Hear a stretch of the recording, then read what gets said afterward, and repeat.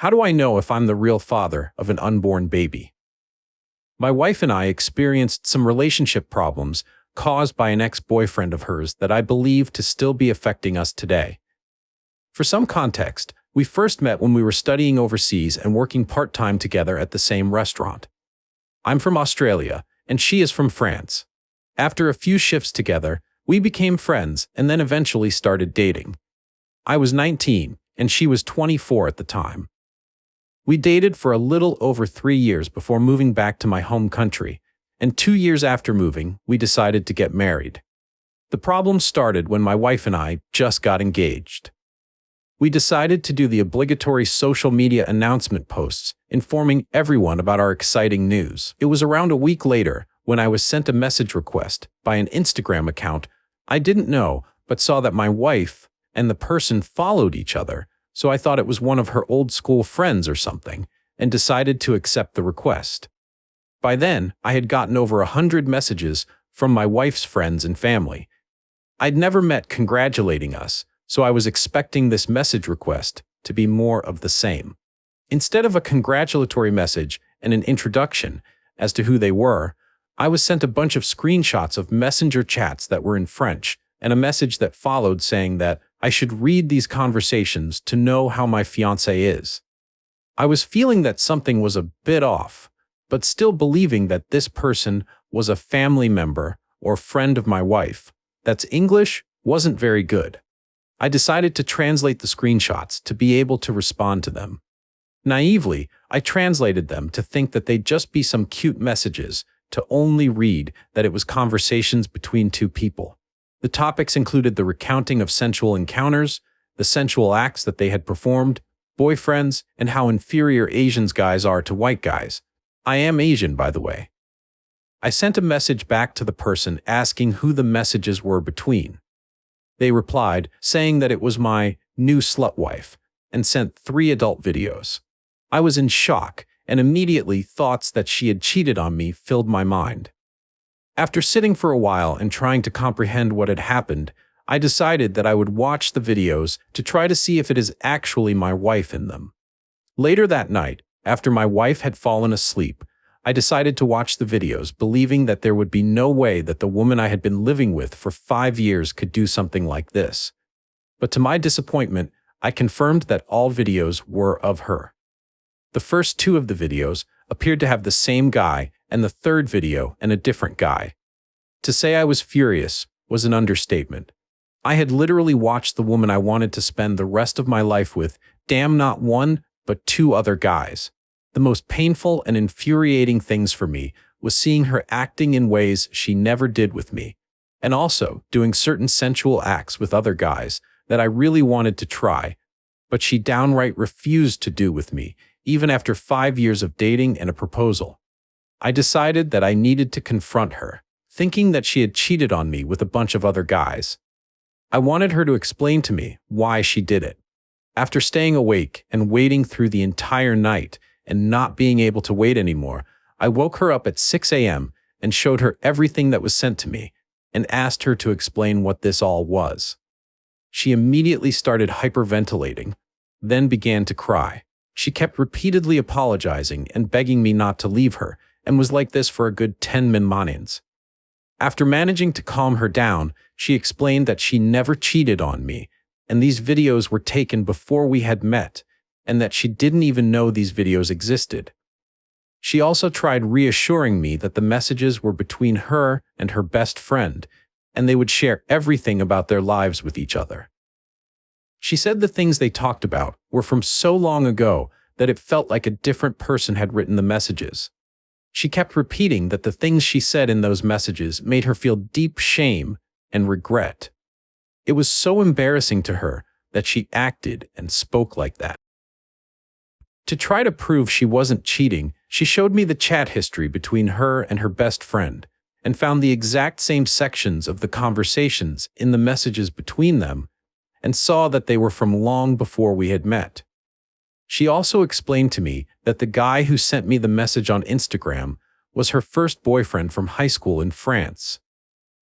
He was apparently very emotionally and mentally manipulative during the time they were together, and for her to get any sort of affection or praise from him, she would do what he wanted and let him do whatever he wanted to her. She said she didn't understand how he was able to get the screenshots or the adult videos that he didn't even take. We eventually came to the conclusion that he had hacked into her accounts somehow.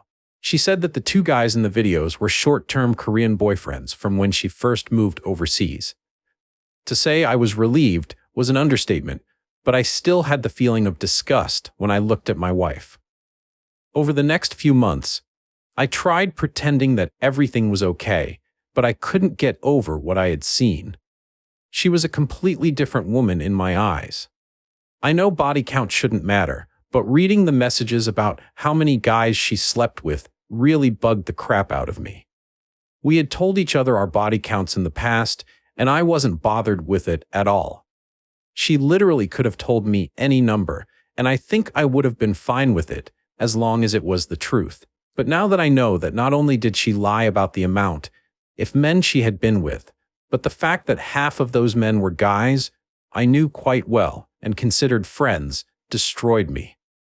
I eventually told her how I felt when she blew up at me one day for not wanting to coitus with her. She started crying again and asked if we should cancel the wedding. I said we should consider it, but not act on anything yet, hoping the way I was feeling was just a phase and that I would eventually get over it.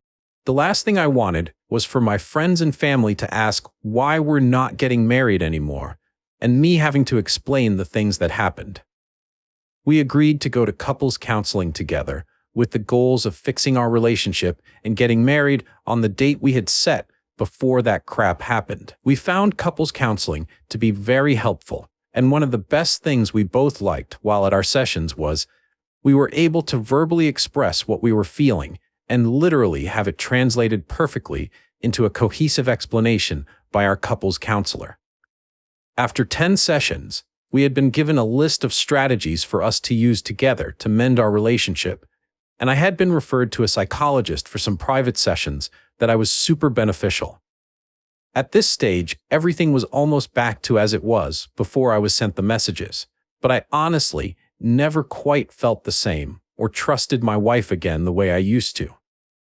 We did end up going through with the wedding, believing that my wife's past shouldn't affect my feelings towards her, and that if we did end up breaking up, it would effectively mean that her ex succeeded in his objective and would have got what he wanted. About a year after our wedding, my wife planned a trip to France to visit all the family and friends. I was originally meant to go with her but couldn't, as I had just been given a promotion and had only been in the position about a month. While she was on her trip, I got another message on Instagram from her ex saying, "She only likes me," followed by another adult video of her. After watching for a few seconds, I just assumed it was another old video that was taken and blocked him. I planned to show my wife what he sent, but ended up totally forgetting about the whole thing. Fast forward to today. We have been married for almost 2 years now and have a baby on the way. During one of her obstetrician appointments that I went to with her, there was talk of her possible due dates and around what day she would have conceived. While sitting there and listening, I was doing the maths in my head and realized something wasn't adding up. The period she would have had to have conceived is when she was back in France to visit her family. I stayed quiet and convinced myself that I obviously wasn't calculating correctly because I've always been crap at maths, but I had remembered what her ex had sent me and had a gut feeling that something was very wrong. Eventually, my insecurities got the better of me, and I ended up watching the video he sent, trying to find any clues of when it was taken. Unfortunately, I concluded that the video must have been taken at some point when we were together, as I could see a scar on her pubic area that she had given herself by waxing when we were on our honeymoon. After thinking about this for a while, I've decided not to confront her with what I know. I'm not going to ask friends or family for support. I'm not going to go to counseling. The less people that know, the better. I don't think I can live with the shame of people knowing that my wife is giving birth to another man's child. I'm going to wait for the baby to be born to see if it is mine before I make any final decisions. Thank you everyone who read everything I had to say. I really need to get this out, and not being able to tell anyone what I was going through was driving me insane. I've had a few comments questioning the timeline. Our wedding was in September 2022. Her trip to France was in mid-December 2023, and she was there for about 5 weeks. The due date for the baby is in late September. Some comments. If you're not going to stay with her, why wait until the baby is born? That will just cause more unnecessary drama. Start the process now, do a paternity test when possible, and start the next chapter of your life. If the child is yours, then you do the right thing towards the baby.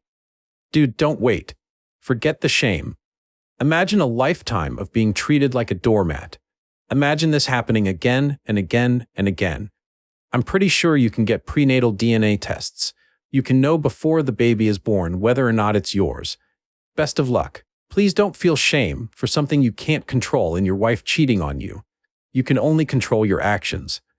I would sincerely get a DNA test on the baby. Personally, this is how I would bring this up when you confront her. Hey, this is a weird question, but I don't know why, but I can't remember. That scar on your area. When did that happen again? Was that before we got together? It was after we got together on our honeymoon, right? If she answers yes, it was after or on the honeymoon.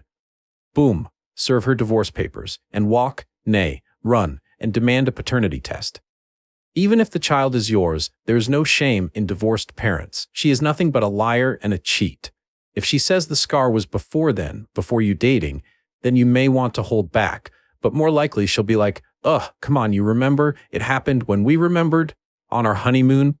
Showing her the video is up to you, but I would talk to your lawyer, solicitor. In that, you can drop the evidence later to her. Original poster replied, "Thank you for the advice. I honestly don't think I can bother with trying to get the truth from her anymore. At this stage, I'm done with her. I just want to make sure that the baby's health isn't negatively affected in any way, whether he's mine or not." Update 1 month later. First of all, I would like to thank everyone who commented with advice, and also those people who criticized my thoughts and actions. Reading multiple perspectives about my situation helped open my narrowed view, and I think gave me a more balanced perspective. I'm not too sure how I should write this update, since there's so much information that was dropped on me, and I'm not too sure to put it into words. It honestly feels like my life was pulled out from under me, and I'm not too sure how to comprehend it all at the moment. A lot of people criticized me for not telling my wife about the latest video, and a lot of you also suggested that I check the EXIF data to see what date the video was created. Following everyone's advice, I did both. I first checked the metadata to see the creation date, which showed that it was taken on the 1st of January 2024 at 1:18 a.m. It was sent to me the 6th of January 2024. I kept in mind that people were saying that data can easily be edited, and didn't take the newfound information too seriously, even though it looked like a relatively recent video. After seeing the metadata, I sat her down on the couch to tell her about her video. I went into the conversation fully prepared with a list of things to say I had made with my therapist. I made sure not to make accusations or even make anything I said sound like an accusation, and was 100% prepared for her to blow up at me for not telling her about it sooner. My therapist gave me a guide of how I should deliver the information and how I should attempt to give her back control of the situation by offering to show her the video, letting her watch it on her own and deleting it in front of her when she was ready. I started by saying that I had received another adult video from her ex, and when I received it, then I went into why I didn't tell her immediately after receiving it or after she got back from her trip. After giving my explanation, I asked her if she wanted to see the video, which she said yes to. So I gave her my phone, and she pretty much immediately started the video as soon as I handed my phone over to her, which didn't give me a chance to get up and leave the room to let her watch it on her own. As soon as I heard the audio from the video, I immediately stood up and was turning to walk to a different room when she grabbed my pant leg and started profusely apologizing. I said there was nothing to apologize for, as this was from before she met me, and that I should be apologizing to her for keeping it from her. She asked me why I decided to tell her now, and I told her the truth, about my concerns about the due date and how it wasn't quite making sense in my head, and that's when she lost it. She grabbed my hand and kept saying it was a mistake, and that she wasn't thinking straight because she was drunk. My heart just dropped, and I knew instantly what she meant by her repetitive ramblings. I told her to tell me what exactly happened, or I'd leave immediately. Long story short, she cheated on me when she went on her trip to France with her ex that was sending me the screenshots and videos. They ended up coitus after catching up at a New Year's Eve party they were both at. They're from a small town in central France with only a population of a few thousand, and apparently they had seen each other at the local supermarket a few days after her arrival at her hometown. My wife and her ex are from the same friendship group. They all went to the same kindergarten, primary school, middle school, and high school, which is how they ended up at the same New Year's Eve party. She also told me that her ex had admitted to hacking into her Facebook account to gain access to the adult videos she had shared with her other exes. Although calling what he did hacking makes it sound quite sophisticated, she hadn't changed her password since high school, and he still knew them when he got access to all her accounts. So damn dumb. She begged me not to divorce her and tried to bargain with me, promising it would be the only time she'd ever cheat, promising that she'll be the best wife to me, letting me have coition with any and as many women I'd like, and even stooped so low as to offer sensual acts. I said I would only consider staying if she would do two things. Give me her phone so I can go through her massages and get a paternity test done. She instantly agreed to the paternity test, but was a bit more hesitant about handing her phone over, but eventually agreed. While looking through her phone, I found more evidence that she cheated on me on New Year's Day, as well as evidence that she had cheated me one other time from her period tracker app. She uses the app to track her for her periods and sensual activity. I just had to go to the dates where I wasn't in the same country as her and see if she had coition or not. Unfortunately for her, she was very diligent with keeping track of her sensual activities. By this point, I had already made up my mind about the relationship and just left. I'm currently staying at a hotel and will be moving into my apartment that I had been trying to rent out for a while. I've spoken to both my solicitor and my wife and have agreed to go to the mandatory counseling in order for me to be able to go through with the divorce, which will start in October. We've also agreed to get the paternity test done after the baby is born, and I got my in-laws plane tickets to come to Australia earlier than originally planned so they can look after their daughter. Update 3 months later. It's been quite a while since my last post, and over the last month, I've been getting so many people asking for an update on my life, but more specifically, asking about the results of the paternity test. A lot has changed since my last update, especially the living arrangements with my wife. I can happily say that I am the father. I was with my wife in the hospital birthing suite when my son was born and stayed with her for 5 days at the maternity ward. We got a paternity test, even though I was fairly sure that he was mine when he was born. He looks a bigger-eyed version of me when I was a newborn. About a week after getting the swabs done, the positive parentage results came back. Before my son was born, my wife and I had been living separately, with the only interaction we had would be her sending me daily messages wishing me well and wishing me good night. After my son was born, we were still living apart, but I would go over every one to help feed and change him. We still had minimal interactions and would only really talk to each other once a week for our mandatory marriage counseling that we had to go to in order to get a divorce. We had seen psychologists from 2 different clinics, and I felt like they were both trying to gaslight me into thinking that I was being unreasonable for wanting to divorce my cheating wife. And one of them had even said that I shouldn't expect a modern marriage to be completely monogamous in this day and age. The first sessions of counseling at the first clinic seemed pretty standard.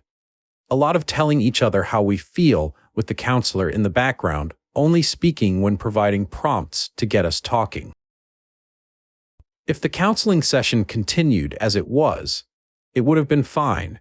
But as soon as she suggested that we should accept the idea of bringing other people into the bedroom to better understand and connect with one another is when I started looking for a different psychologist. The second psychologist we saw spent 2 sessions trying to convince me that it's normal for married couples to coitus with people outside of the marriage, and that it would be selfish of me to make the baby grow up without a father figure in the home, even if he isn't mine. This was before we got the paternity test results back. From that moment on, I decided that there was no point in me going to marriage counseling. I told my wife that I'd put the divorce proceedings on hold only if she agreed to sign a postnup, which she immediately signed as soon as I gave them to her. My plan is to just wait a year before filing for divorce without any restrictions and rubbish mandatory marriage counseling, and now, at least my assets are somewhat protected. Currently, I have moved back in with my wife, but are still sleeping in separate rooms. I decided to move back in just to make it easier for me to spend time with my son and to also be able to look after him when my wife and her parents need a break. After being with him for almost a month now, I decided that I would be physically present in my son's life and help raise him.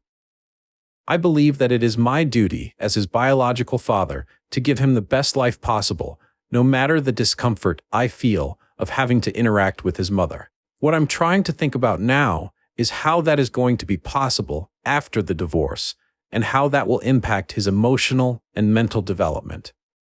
Are there other people out there who are able to raise their children this way? And if so, how are you coping with the arrangement?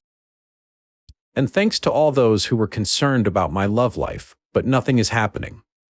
I haven't thought about dating or coitus since finding out about my wife's cheating. I'm still going to get a divorce. I'm just waiting until the courts allow me to file for a divorce without having to go through mandatory marriage counseling. I have also made my wife sign a postnuptial agreement so I can save as much of my assets as possible when we do divorce.